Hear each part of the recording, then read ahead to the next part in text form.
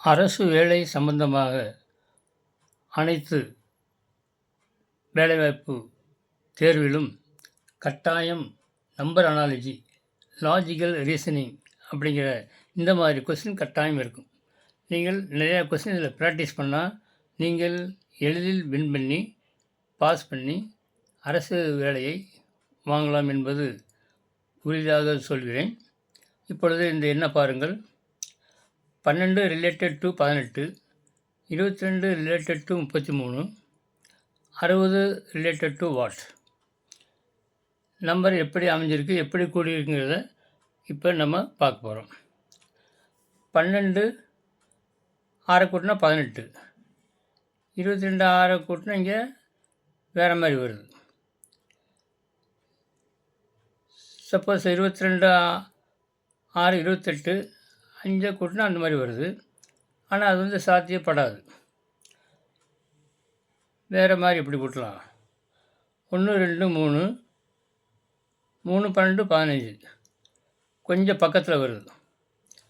2 2 4, 22 4 26 அதுவும் வரல. இந்த மாதிரி ஒவ்வொரு முறையாக ஒவ்வொரு இடத்துல நீங்கள் செக் பண்ணி பார்க்கணும். வேறு எப்படி பார்க்கலாம்? 12ல் பாதி 6, 6ம் 12ம் 18 வருகிறது. அப்படி என்ன செய்யணும்? 12ல் பாதி 12 டிவைடட் பை 2, 12 டிவைடட் பை 2 6. 12 6ஐயும் கூட்டினாக்கு ப்ளஸ் 12 கூட்டினா 18 வருகிறது. ஓகே.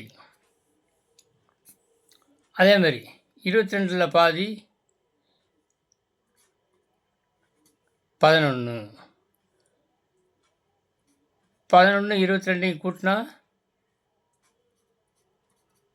11 ப்ளஸ் 22 கூட்டினா 33 வருகிறது. அப்போனா 60ல் பாதி,